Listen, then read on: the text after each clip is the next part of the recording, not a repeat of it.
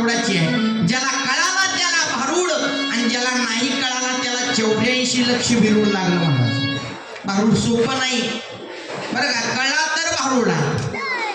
शरीराला 9 खिडक्या येतात जाणून घ्या. इथून भारुडाची सुरुवात होते.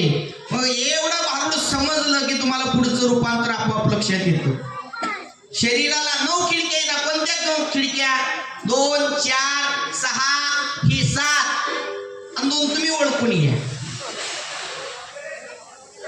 आणि कळला तर भारूड आहे. हा काय काय लोकांना किती सांगितलं तर कळत नाही हो.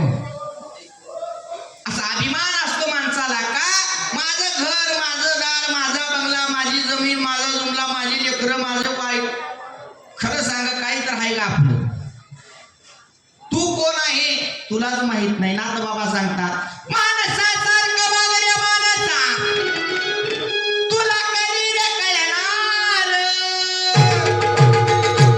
मेल्यावरती तुझीच माणस तुला रे जळणार.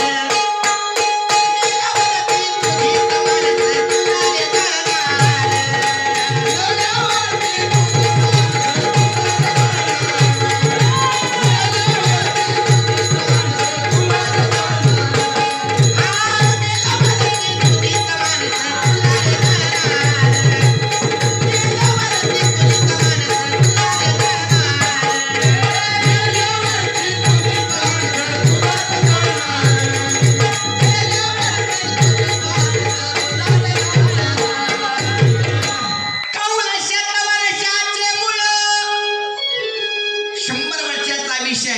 नाथबाबा सांगतात या देहाला 100 वर्षाचा आयुष्य आहे पण ज्याच्या त्याच्या कर्मावर त्याच्या आयुष्याचं खचीकरण होत जातं. मायबापानं चांगलं वागला तरी फळ चांगलं आहे वाईट वागलं तरी फळ वाईट आहे. दादा खरा उमाल हलवू नका. सत्य असलं तर हलवा.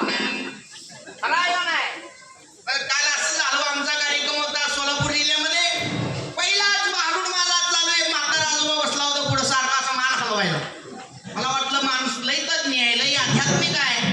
मी त्याला बघून कार्यक्रम संपला पण त्याच्या शेजारच्या बसलेल्या माणसाला मी विचारलं काय म्हणलं नाना ही माणूस लई मान हलवत होता काय आध्यात्मिक काय हुशार आहे काय? ती म्हणला ह्याला कशाला आध्यात्मिक कळतं ही आहे भैरव म्हणला. हा असा हसा नाही हसलं की बरं वाटतंय. लक्ष्मीचा अवतार आहे तुमचा आहे का नाही? आहे का नाही? घरातली लक्ष्मी प्रसन्न तर घर प्रसन्न. काय खरं आहे का नाही? ना झालं का तुमचं?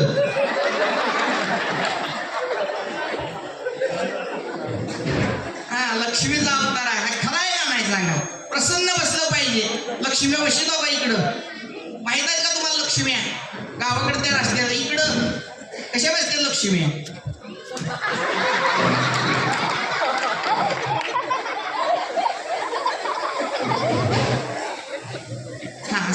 जावा का तुम्ही आम्ही खेळी गदारोळी आनंदी. तुम्ही आम्हाला चांगलं पाहिजे ना आम्ही तुम्हाला चांगलं पाहिजे तर कार्यक्रम चांगला होत असतो. नाहीतर तुम्ही ही कुठनं आली ती की आम्ही म्हणायचं आम्ही कुठं आलो कशाला कार्यक्रम. आपल्या चांगल्या आणि वांगल्या कर्माचा हिशोब केव्हा होतो तेव्हा यमाचे दूत आपल्या छातीवर येऊन बसतात. चला त्यावेळेस आपल्या कर्माची फाईल आपल्या समोर येत असते महाराज. म्हणून करत असताना माणसानं कर्म चांगले केलं पाहिजे बाकी काय नाही आहे का नाही? चांगलं जगलं पाहिजे. सगळ्याला माझं आणि मी सगळ्याचा म्हणून जगलं तर तो जीवनामध्ये सफल होतो आहे का नाही?